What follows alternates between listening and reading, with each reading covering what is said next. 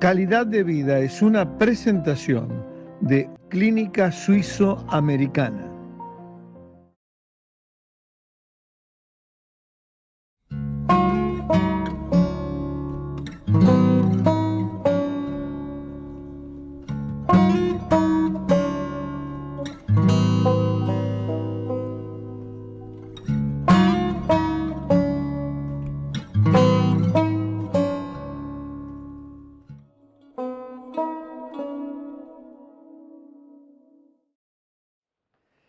¿Qué tal, amigos? Estamos iniciando una nueva entrega de Calidad de Vida aquí en el país, naturalmente, en esta segunda temporada en el principal rotativo de nuestro país.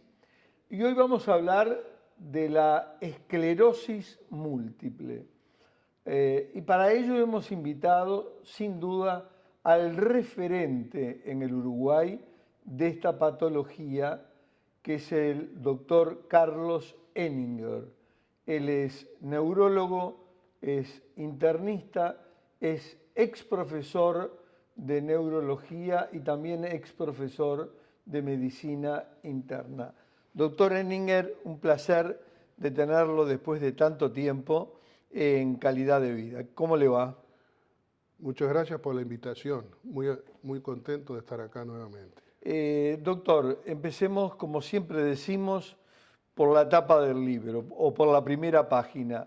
¿Qué es la esclerosis múltiple? Bueno, la esclerosis múltiple es una enfermedad neurológica en primer lugar. Es una enfermedad del sistema nervioso central, es decir, que afecta el cerebro, el tronco cerebral, el cerebelo y la médula. Y es una enfermedad progresiva. Es crónica, a veces es más rápidamente progresiva, a veces es menos rápidamente progresiva. Pero no desaparece, se mantiene durante toda la vida de la persona. ¿Toda la vida? Claro, es una enfermedad que, dado que no sabemos exactamente la causa, que probablemente sea una causa multicausal, pero no está identificada, no tenemos todavía una manera muy eficaz de tratarla, o sea, de curarla, y por ahora tampoco tenemos elementos para prevenirla. Es una enfermedad que por ahora no es prevenible. O sea, tiene varios inconvenientes, ¿no? El desconocer las causas y el no tener herramientas de prevención, ¿no? Bueno, exacto, es así como usted dice, pero se está trabajando mucho en ese aspecto. Sí.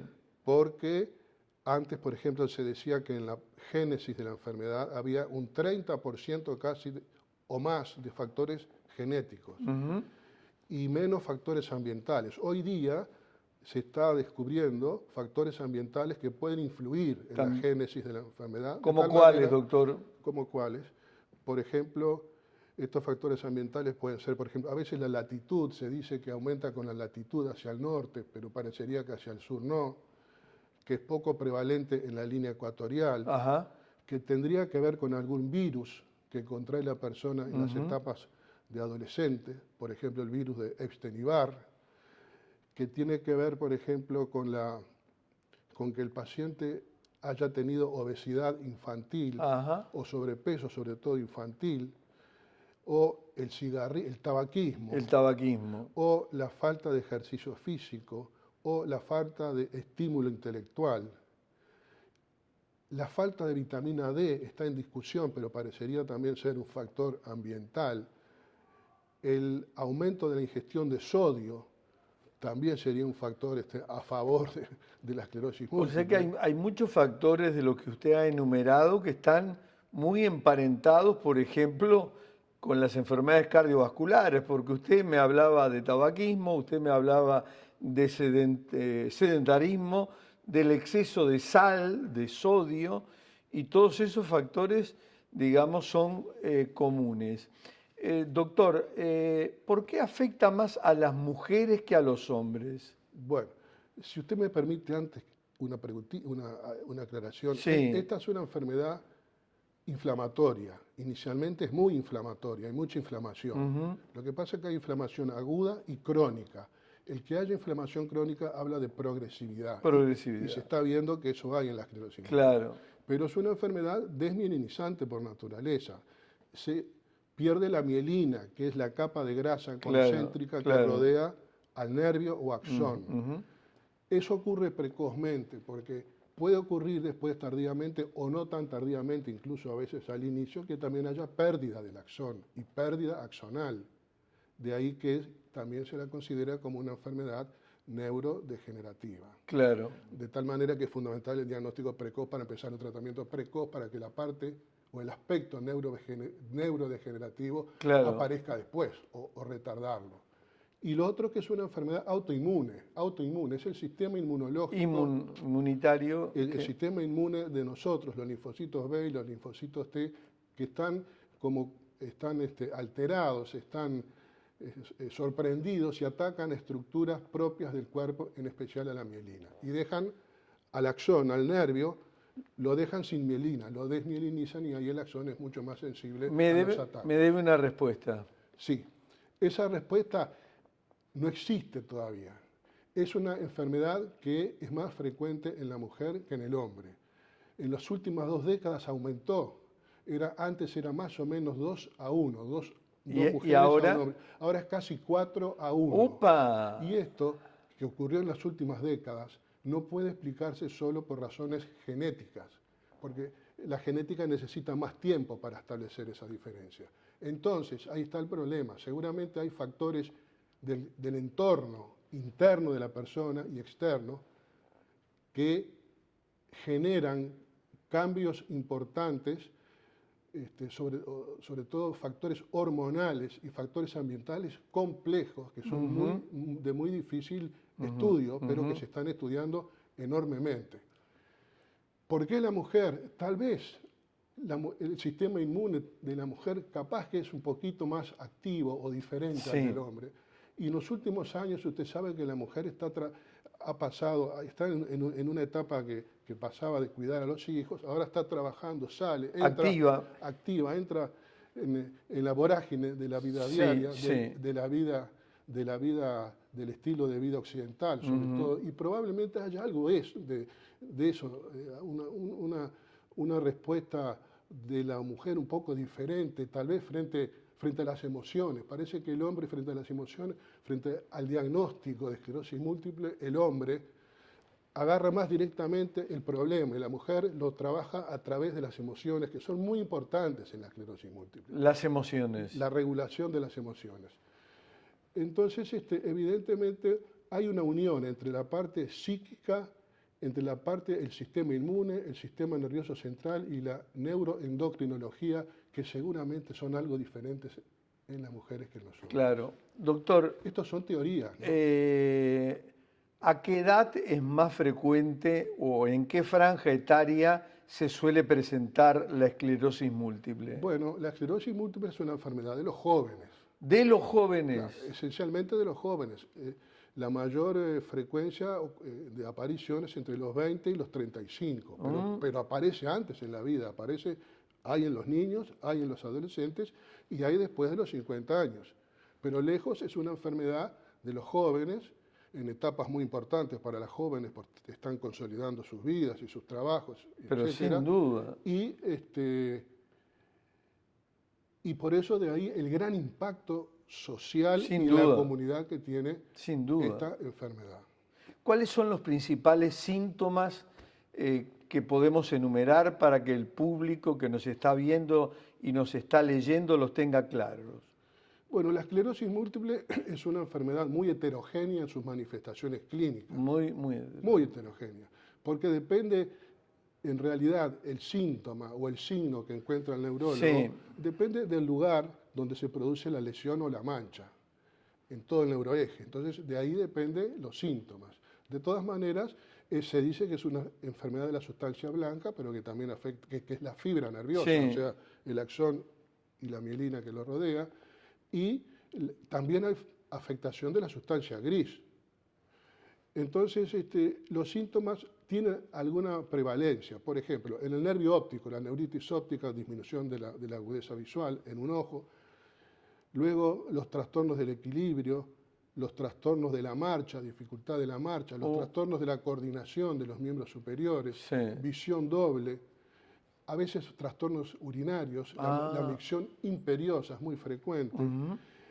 Y tenemos síntomas invisibles también, que son muy, pero muy importantes porque pueden hacer claudicar a los enfermos que no están tan mal a primera vista, que son fundamentalmente la fatigabilidad, los vértigos y, por ejemplo, la pérdida de la libido. ¿Sí? Son todos síntomas invisibles. Son variadísimos los síntomas, doctor. Son muy variados los síntomas. Algunos dependen evidentemente de la localización de la lesión, pero también hay una afectación difusa en esta enfermedad. Doctor, ingresamos a un capítulo fundamental. Todos los que usted ha expresado lo son. Tratamiento. Bueno, opciones. Claro, primero, la primera etapa del tratamiento es el diagnóstico certero. Precoz y certero. Eso es lo fundamental. Todos los líderes de opinión del mundo, tratamiento precoz, diagnóstico precoz y certero. Perfecto. ¿Para qué? Para iniciar un tratamiento lo más precoz posible, claro, que es en el momento en que más agarran, entre comillas, las drogas que podemos utilizar. Y para hacer un diagnóstico precoz tiene que ser certero también. Claro. Entonces el neurólogo tiene que oír al enfermo que va a su consulta, hacer las preguntas correspondientes, hacer el examen físico, neurológico y extraneurológico, y luego, como una especie de juicio, los elementos a favor y en contra que tiene para hacer el diagnóstico. Es en realidad un diagnóstico clínico presuntivo, porque después el neurólogo va a realizar 2 o 3 exámenes complementarios fundamentales para confirmar su diagnóstico y descartar diagnósticos diferenciales similares que a veces se ven en las mujeres jóvenes. ¿Cuáles son los exámenes complementarios? El primero, sin lugar a dudas, la resonancia magnética de cráneo y médula, y a veces, en casos también, para hacer el diagnóstico más precoz, el estudio del líquido cefalorraquídeo. Eso es el diagnóstico. El tratamiento. El tratamiento se hace en varios niveles de tratamiento. Ajá. Porque nosotros tenemos dentro de la esclerosis múltiple la forma clínica, el fenotipo, la forma más frecuente, ¿cuál es? La llamada forma en empujes y remisiones. Empujes y remisiones. Después tenemos una forma que es secundaria progresiva, que seguiría a la anterior, es progresiva sin empuje, y después tenemos una forma que es un 10 o un 14%, claro, primaria progresiva. Pero lejos la más frecuente en nuestro país y en todos los países, y en las mujeres jóvenes y en los hombres jóvenes, es la forma en empujes y remisiones. Esa es el 80-85% de todas las formas. Sí. Bueno, entonces, una cosa que hay que hacer es tratar el empuje. El empuje cuando viene se trata en general. Cuando es el primer empuje a veces no se trata, porque los primeros empujes se van solos muchas veces. Pero se trata en general con corticoides. Ahora hay que tener cuidado, el tratamiento de empuje con corticoides por el COVID. Los corticoides bajan las defensas. Bajan las defensas. Luego tenemos el tratamiento de fondo de la enfermedad, del proceso autoinmune, de la patogenia, de la autoinmunidad. Y ahí nosotros tenemos en este momento en Uruguay tenemos 3 drogas de las 16 drogas que hay aprobadas en el mundo por las agencias internacionales. 3 drogas. 3 drogas, que son los interferones, el acetato de glatilamer y una droga por vía oral. Pero hay 16 drogas o 17 drogas ya aprobadas por las agencias internacionales. ¿Y por qué las otras 13 no están en nuestro país? Acá, ¿Por razones económicas? Es probablemente que sea por razones económicas en algún caso. Hay que actualizar el protocolo de tratamiento de la esclerosis múltiple, porque está bien, nosotros tenemos el sistema, el Fondo Nacional de Recursos, ¿no? Y el Fondo Nacional de Salud, que le otorga, le da la medicación sin problema a todo el Uruguay, a todas las personas Esos del Uruguay. 3 fármacos que usted citaba, ¿los cubre el Fondo Nacional de Recursos? Los cubre. Pero el problema es el siguiente. Nosotros, una vez hechos el diagnóstico, los neurólogos que están muy bien formados para hacer el diagnóstico y pueden hacer un diagnóstico precoz y correcto, a veces tienen y tenemos problemas porque la esclerosis múltiple cada vez es tratada en forma cada vez más, como muchas enfermedades hoy día, ¿no? Más personalizada, más individualizada, sin duda, tendiendo a lo que se llama una medicina de precisión. Entonces hay formas de esclerosis múltiple que son muy agresivas de entrada, o otras formas que empiezan no siendo agresivas, pero rápidamente se transforman en agresivas, y que requieren de medicamentos más enérgicos, que están en el mundo, están en el Uruguay, pero no están en el FTM. Y entonces hay que recurrir en esos casos al recurso de amparo con todos los problemas que eso significa y con la pérdida de tiempo. Se pierde un tiempo precioso. Se pierde mucho tiempo. Para el enfermo y para la sociedad y para el sistema de salud también, porque se van a utilizar fármacos que seguramente no van a ser eficaces. O sea que de esos 13 fármacos que usted dice que... 16 fármacos. No, de los que no están en nuestro país, sí. de los 13, usted aclaró que hay 3 que sí están. Sí. ¿Cuáles serían fundamentales que estuviesen en Uruguay y obviamente que además tuviesen la aprobación del Fondo Nacional de Recursos? Ahí está. Bueno, usted sabe que la esclerosis múltiple la podemos nosotros decir, bueno, esta es una esclerosis múltiple clásica, habitual. Bueno, para las formas normales, entre comillas, tenemos los fármacos, pero a la larga hay un fracaso del tratamiento del fármaco, porque son fármacos que el organismo del paciente forma anticuerpos contra él a la larga y pierde la eficacia. Claro. Entonces, frente a las formas agresivas de entrada, o que se hacen rápidamente agresivas, o que se transforman en agresivas, se requiere fármacos de mayor eficacia. Los demás, hay algunos intermedios que son por vía oral, de los cuales hay uno solo en el Uruguay, pero hay 3 en el mundo, en el Uruguay uno solo, pero después están los fármacos que son más enérgicos, que son los anticuerpos monoclonales, que la mayoría son intravenosos, pero que también pueden ser subcutáneos, y hay uno también por vía oral, que también se usa para las formas agresivas. Esos fármacos tendrían que estar acá, porque eso le da al neurólogo otra arma muy importante. Sin duda. Porque el neurólogo, en general en el mundo, se dividen en aquellos que son escaladores y aquellos que son inductores. Los escaladores son los que empiezan de a poquito con la medicación, porque la forma clínica así lo permite. Y los otros, los inductores, son los que de entrada le dan con todo, sobre todo ¿a quién? A las formas agresivas. Porque el tratamiento, cuanto más precoz, mejor, porque hay inflamación, porque en ese momento hay todavía reparación de la mielina. Y entonces, en ese caso, tendrían que estar, porque el neurólogo no tiene que ser de un grupo o del otro. El neurólogo tiene que decidir qué fármaco considera él mejor para la forma clínica, agresiva o no, de cada paciente. Eso es lo que hay que cambiar un poquito en nuestro país. Estamos muy bien desde el punto de vista del diagnóstico, porque tenemos excelentes neurólogos jóvenes y no tan jóvenes, porque tenemos acceso notable a la resonancia magnética, casi 13 resonadores en Uruguay, para los 3.500.000 que somos. Tenemos el líquido cefalorraquídeo, los potenciales evocados. Nos falta mejorar en esto, en no perder un tiempo precioso para los pacientes que son muy activos o que tienen formas muy activas. Pero muy importante en el cierre lo que usted ha señalado, que hay fármacos que no están en el Uruguay y deberían estar cubiertos por el Fondo Nacional de Recursos. Doctor Carlos Henninger, le agradezco enormemente su presencia.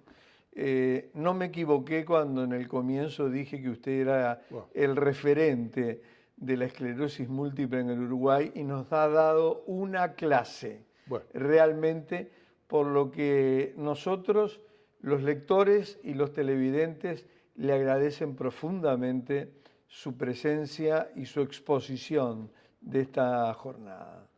Yo le agradezco profundamente a usted, que siempre se ha preocupado por estos temas y sobre todo para la difusión, porque falta información de esta enfermedad. Desde el país y desde las redes vamos a tener una amplísima difusión. ¿Cómo no? Nosotros nos despedimos luego de esta valiosa exposición del doctor Carlos Henninger y nos reencontramos con Calidad de Vida aquí en el país, naturalmente, la próxima semana. Hasta entonces.